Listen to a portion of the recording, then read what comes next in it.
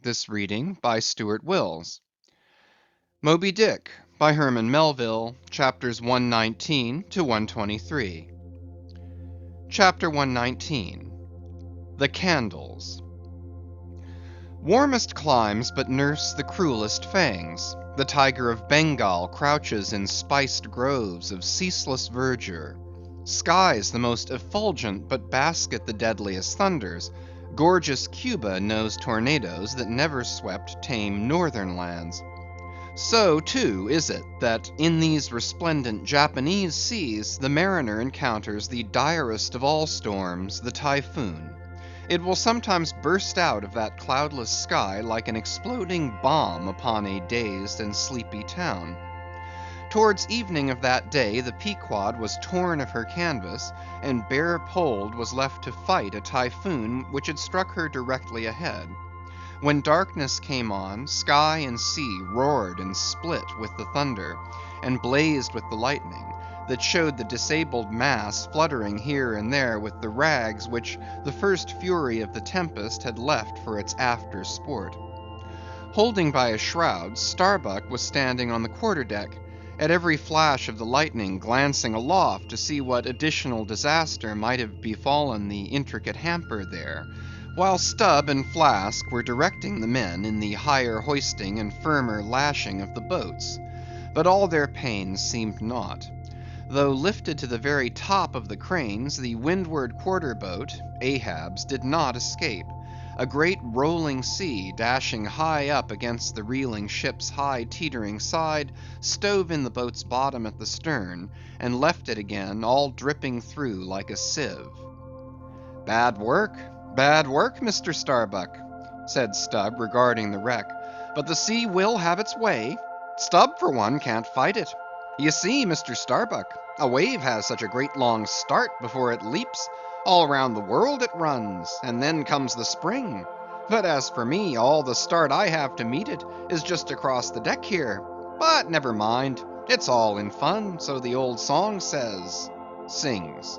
Oh, jolly is the gale, and a joker is the whale, a flourish in his tail. Such a funny, sporty, gamey, jesty, jokey, hokey-pokey lad is the ocean, oh. The scud all a-flying, that's his flip-only foeman, when he stirs in the spicin'. Such a funny, sporty, gamey, jesty, jokey, hokey-pokey lad is the ocean, oh. Thunder splits the ship, but he only smacks his lips, a-tastin' of this flip. Such a funny, sporty, gamey, jesty, jokey, hokey-pokey lad is the ocean, oh. Avast, Stubb, cried Starbuck. Let the typhoon sing, and strike his harp here in our rigging. But if thou art a brave man, thou wilt hold thy peace. But I'm not a brave man. Never said I was a brave man. I am a coward, and I sing to keep up my spirits. And I'll tell you what it is, Mr. Starbuck. There's no way to stop my singing in this world, but to cut my throat. And when that's done, 10 to 1 I sing ye the doxology for a wind-up. Madman! Look through my eyes if thou hast none of thine own. What? How can you see better of a dark night than anybody else? Never mind how foolish. Here, cried Starbuck, seizing Stubb by the shoulder, and pointing his hand towards the weather bow. Mark'st thou not that the gale comes from the eastward? The very course Ahab is to run from Moby-Dick? The very course he swung to this day noon.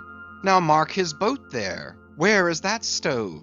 In the stern sheets, man, where he is wont to stand. His standpoint is stove, man.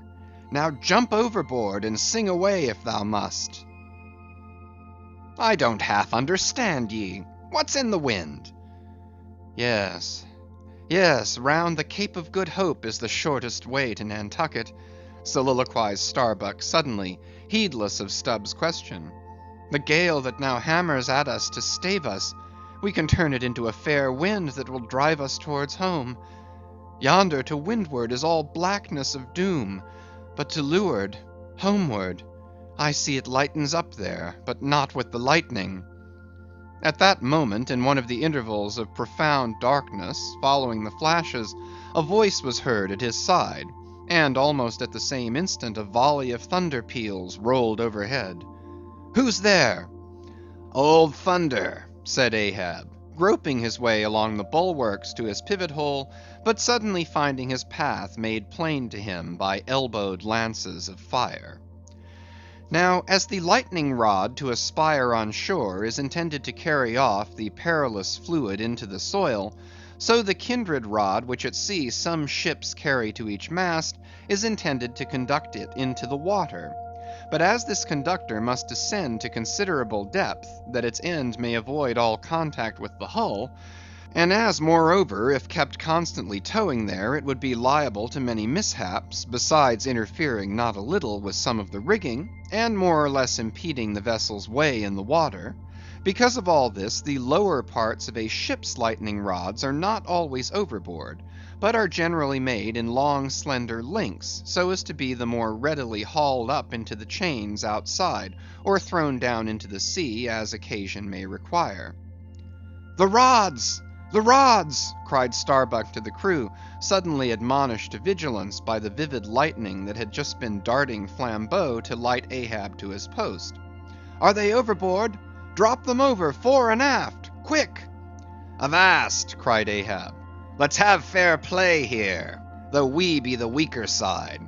Yet I'll contribute to raise rods on the Himalayas and Andes, that all the world may be secured, but out on privileges.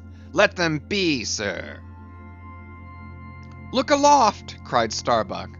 "The corpusants! The corpusants!" All the yard arms were tipped with a pallid fire, and, touched at each tri-pointed lightning rod end with 3 tapering white flames, each of the 3 tall masts was silently burning in that sulphurous air, like 3 gigantic wax tapers before an altar.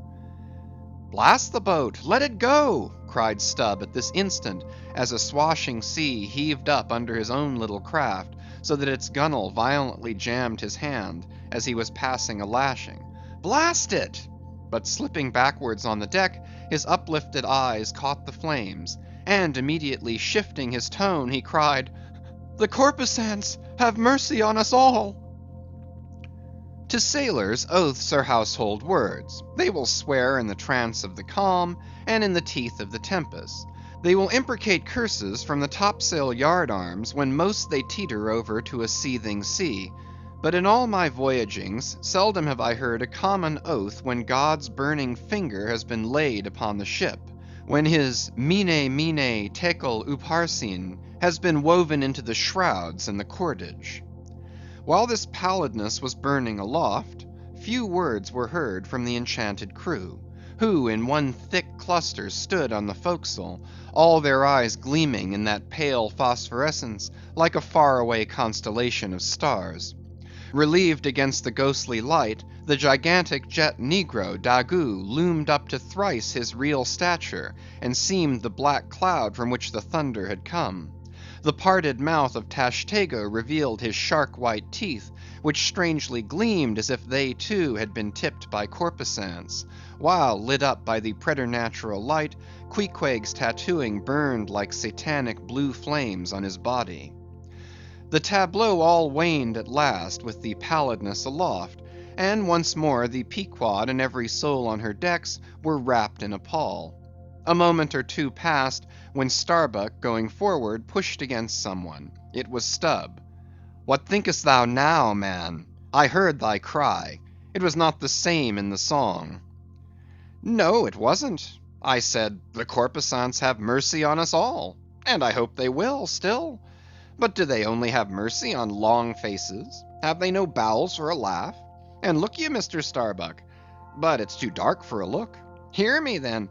I take that masthead flame we saw for a sign of good luck, for those masts are rooted in a hold that is going to be chock-a-block with sperm oil, d'ye see? And so all that sperm oil will work up into the masts, like sap in a tree. Yes, our 3 masts will yet be as 3 spermaceti candles. That's the good promise we saw." At that moment Starbuck caught sight of Stubb's face slowly beginning to glimmer into sight. Glancing upwards, he cried, "See! See!" And once more the high, tapering flames were beheld with what seemed redoubled supernaturalness in their pallor. "The corpusants have mercy on us all!" cried Stubb again. At the base of the mainmast, full beneath the doubloon and the flame, the Parsee was kneeling in Ahab's front, but with his head bowed away from him; while near by, from the arched and overhanging rigging, where they had just been engaged in securing a spar, a number of the seamen, arrested by the glare, now cohered together, and hung pendulous, like a knot of numbed wasps from a drooping orchard twig. In various enchanted attitudes, like the standing or stepping or running skeletons in Herculaneum, others remained rooted to the deck, but all their eyes upcast. "Aye, aye, men!" cried Ahab. "Look up at it! Mark it well! The white flame but lights the way to the white whale! Hand me those mainmast links there! I would fain feel this pulse, and let mine beat against it. Blood against fire! So!" Then turning, the last link held fast in his left hand, he put his foot upon the Parsee, and with fixed upward eye and high flung right arm, he stood erect before the lofty tri-pointed trinity of flames. "Oh, thou clear spirit of clear fire, whom on these seas I as Persian once did worship, till in the sacramental act so burned by thee, that to this hour I bear the scar.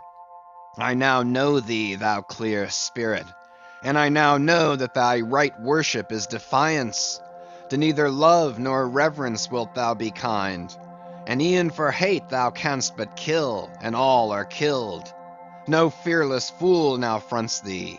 I own thy speechless, placeless power, but to the last gasp of my earthquake life will dispute its unconditional, unintegral mastery in me.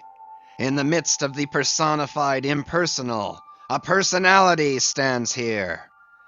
Though but a point at best, whencesoever I came, whencesoe'er I go, yet while I earthly live, the queenly personality lives in me, and feels her royal rights.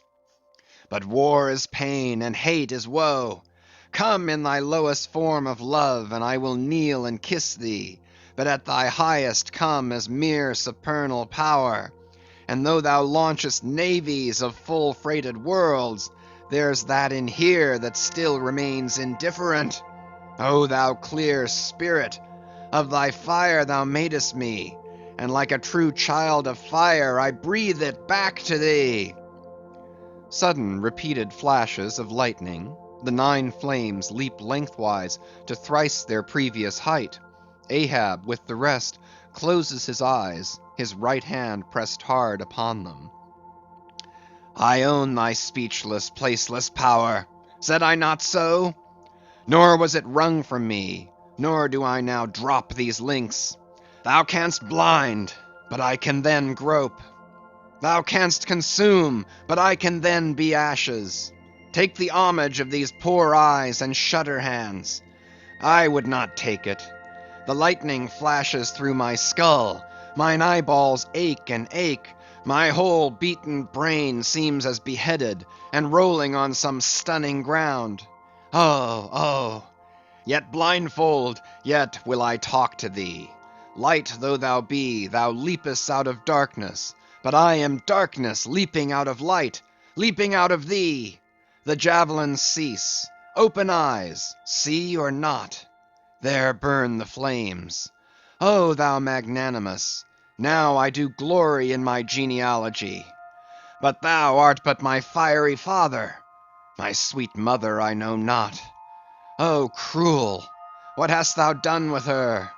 There lies my puzzle, but thine is greater. Thou knowest not how came ye, hence callest thyself unbegotten. Certainly knowest not thy beginning, hence callest thyself unbegun. I know that of me which thou knowest not of thyself, O thou omnipotent.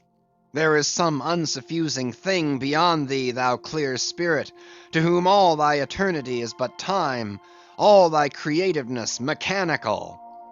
Through thee, thy flaming self, my scorched eyes do dimly see it.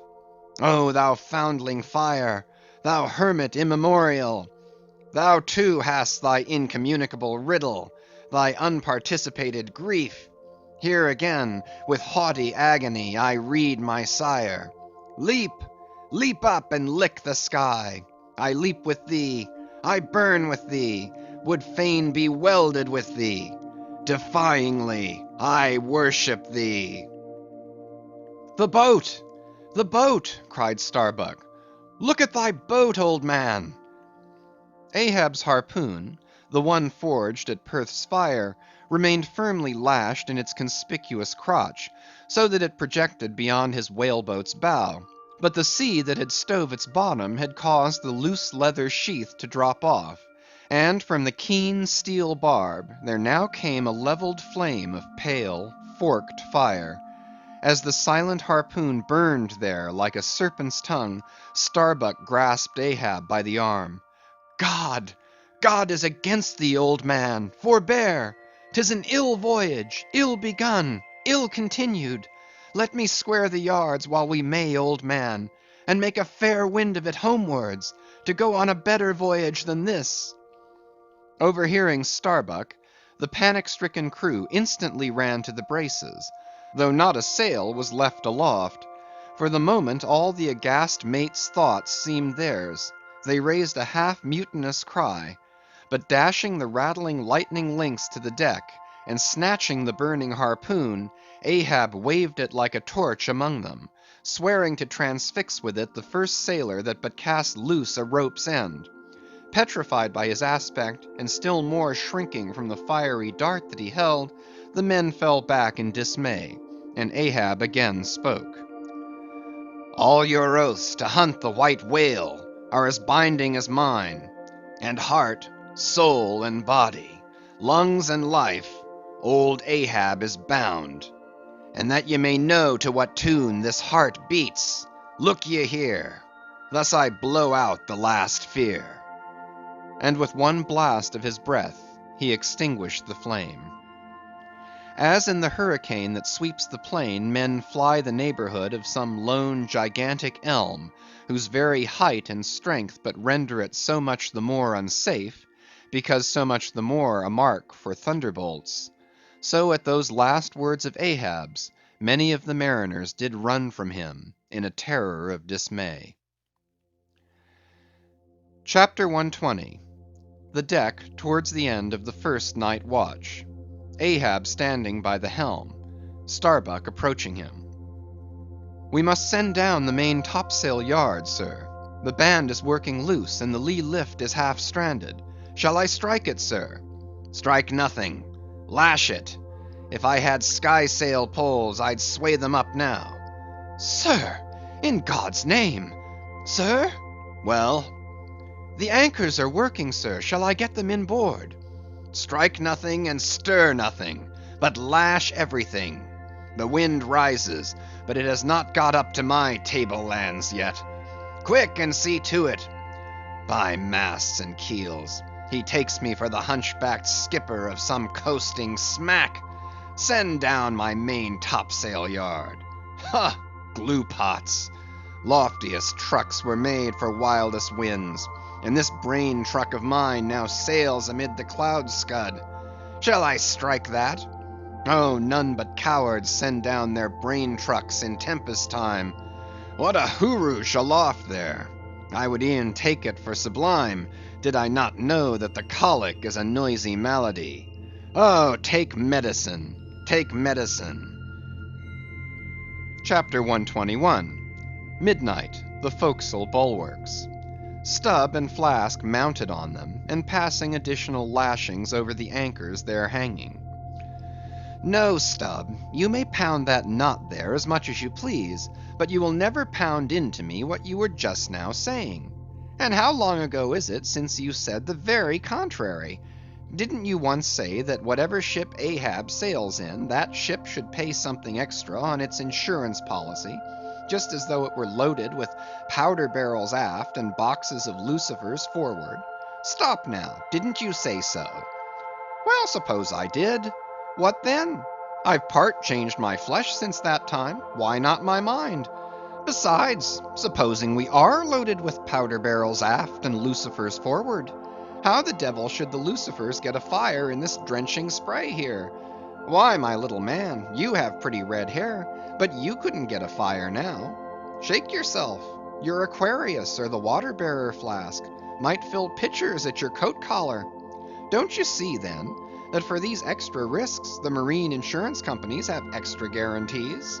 Here are hydrants, Flask. But hark again, and I'll answer you the other thing. First, take your leg off from the crown of the anchor here, though, so I can pass the rope. Now listen. What's the mighty difference between holding a mast lightning rod in the storm and standing close by a mast that hasn't got any lightning rod at all in a storm? Don't you see, you timberhead, that no harm can come to the holder of the rod unless the mast is first struck? What are you talking about, then? Not one ship in 100 carries rods, and Ahab, I, man, and all of us, were in no more danger then, in my poor opinion, than all the crews in 10,000 ships now sailing the seas.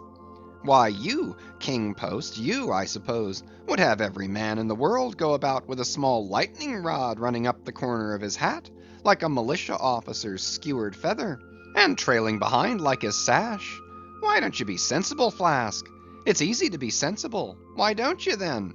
Any man with half an eye can be sensible. I don't know that, Stubb. You sometimes find it rather hard. Yes, when a fellow's soaked through, it's hard to be sensible, that's a fact. And I am about drenched with this spray. Never mind, catch the turn there and pass it. Seems to me we are lashing down these anchors now as if they were never going to be used again. Tying these two anchors here, Flask, seems like tying a man's hands behind him. And what big generous hands they are, to be sure. These are your iron fists, eh? What a hold they have, too. I wonder, Flask, whether the world is anchored anywhere. If she is, she swings with an uncommon long cable, though. There, hammer that knot down and we're done. So, next to touching land, lighting on deck is most satisfactory. I say, just wring out my jacket skirts, will you? Thank you. They laugh at long togs so, Flask, but it seems to me a long-tailed coat ought always to be worn in storms afloat. The tails tapering down that way serve to carry off the water, do you see? Same with cocked hats. The cocks form gable-end eave troughs, Flasks. No more monkey jackets and tarpaulins for me. I must mount a swallowtail and drive down a beaver, so. Hello! Whew!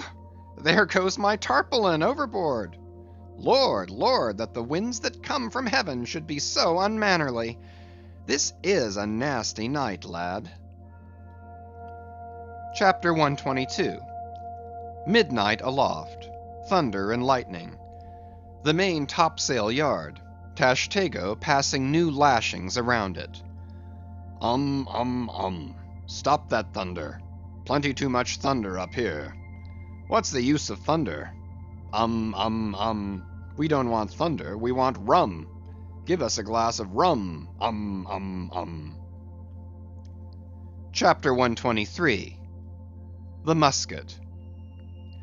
During the most violent shocks of the typhoon, the man at the Pequod's jawbone tiller had several times been reelingly hurled to the deck by its spasmodic motions, even though preventer tackles had been attached to it, for they were slack because some play to the tiller was indispensable. In a severe gale like this, while the ship is but a tossed shuttlecock to the blast, it is by no means uncommon to see the needles in the compasses at intervals go round and round. It was thus with the Pequods. At almost every shock the helmsman had not failed to notice the whirling velocity with which they revolved upon the cards. It is a sight that hardly anyone can behold without some sort of unwonted emotion. Some hours after midnight the typhoon abated so much that through the strenuous exertions of Starbuck and Stubb, one engaged forward and the other aft, the shivered remnants of the jib and fore and main topsails were cut adrift from the spars, and went eddying away to leeward like the feathers of an albatross, which sometimes are cast to the winds when that storm-tossed bird is on the wing.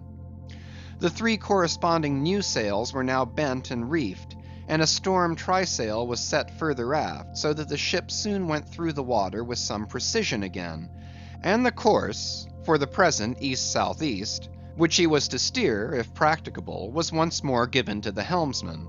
for during the violence of the gale he had only steered according to its vicissitudes. But as he was now bringing the ship as near her course as possible, watching the compass needle meanwhile, lo, a good sign! The wind seemed coming round astern. Aye, the foul breeze became fair. Instantly the yards were squared. To the lively song of Ho the fair wind, O ye ho cheerily, men, the crew singing for joy, that so promising an event should so soon have falsified the evil portents preceding it. In compliance with the standing order of his commander, to report immediately, and at any one of the 24 hours, any decided change in the affairs of the deck, Starbuck had no sooner trimmed the yards to the breeze, however reluctantly and gloomily, than he mechanically went below to apprise Captain Ahab of the circumstance. Ere knocking at his state-room door, he involuntarily paused before it a moment. The cabin lamp, taking long swings this way and that, was burning fitfully, and casting fitful shadows upon the old man's bolted door. A thin one, with fixed blinds inserted in place of upper panels. The isolated subterraneousness of the cabin made a certain humming silence to reign there, though it was hooped round by all the roar of the elements. The loaded muskets in the rack were shiningly revealed as they stood upright against the forward bulkhead. Starbuck was an honest, upright man, but out of Starbuck's heart, at that instant when he saw the muskets, there strangely evolved an evil thought, but so blent with its neutral or good accompaniments, that for the instant he hardly knew it for itself. "He would have shot me once," he murmured. "Yes, there's the very musket that he pointed at me. That one with the studded stock. Let me touch it, lift it. Strange that I, who have handled so many deadly lances, strange that I should shake so now. Loaded? I must see. Aye, aye. And powder in the pan. That's not good. Best spill it. Wait. I'll cure myself of this. I'll hold the musket boldly while I think. I come to report a fair wind to him. But how fair? Fair for death and doom. That's fair for Moby-Dick. It's a fair wind that's only fair for that accursed fish. The very tube he pointed at me, the very one, this one, I hold it here. He would have killed me with the very thing I handle now. Aye, and he would fain kill all his crew. Does he not say that he will not strike his spars to any gale? Has he not dashed his heavenly quadrant? And in these same perilous seas, gropes he not his way by mere dead reckoning of the error-abounding log? And in this very typhoon, did he not swear that he would have no lightning rods? But shall this crazed old man be tamely suffered to drag a whole ship's company down to doom with him? Yes, it would make him the wilful murderer of 30 men and more, if this ship come to any deadly harm. And come to deadly harm, my soul swears this ship will, if Ahab have his way. If, then, he were this instant put aside, that crime would not be his. Is he muttering in his sleep? Yes, just there. In there he's sleeping. Sleeping, aye, but still alive, and soon awake again. I can't withstand thee, old man. Not reasoning, not remonstrance, not entreaty wilt thou hearken to. All this thou scornest. Flat obedience to thy own flat commands. This is all thou breathest. Aye, and sayest the men have vowed thy vow. Sayest all of us are Ahab's. Great God forbid. But is there no other way? No lawful way? Make him a prisoner to be taken home? What? Hope to wrest this old man's living power from his own living hands? Only a fool would try it. Say he were pinioned even, knotted all over with ropes and hawsers, chained down to ring-bolts on his cabin floor. He would be more hideous than a caged tiger then. I could not endure the sight, could not possibly fly his howlings. All comfort, sleep itself, inestimable reason would leave me on the long, intolerable voyage. What then remains? The land is hundreds of leagues away, and locked Japan the nearest. I stand alone here upon an open sea, with 2 oceans and a whole continent between me and law. Aye, 'tis so. Is heaven a murderer, when its lightning strikes a would-be murderer in his bed, tindering sheets and skin together? And would I be a murderer then, if... And slowly, stealthily, and half sideways looking, he placed the loaded musket's end against the door. On this level Ahab's hammock swings within, his head this way. A touch, and Starbuck may survive to hug his wife and child again. Oh, Mary, Mary, boy, boy, boy.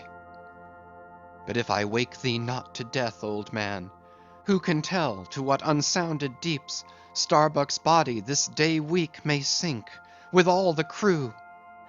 Great God! Where art thou? Shall I?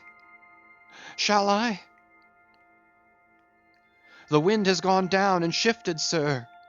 The fore and main topsails are reefed and set. She heads her course. Stern all! O Moby-Dick, I clutch thy heart at last! Such were the sounds that now came hurtling from out the old man's tormented sleep, as if Starbuck's voice had caused a long, dumb dream to speak. The yet levelled musket shook like a drunkard's arm against the panel. Starbuck seemed wrestling with an angel, but turning from the door, he placed the death tube in its rack, and left the place. He's too sound asleep, Mr. Stubb. Go thou down and wake him and tell him. I must see to the deck here. Thou knowest what to say. End of chapters 119 to 123.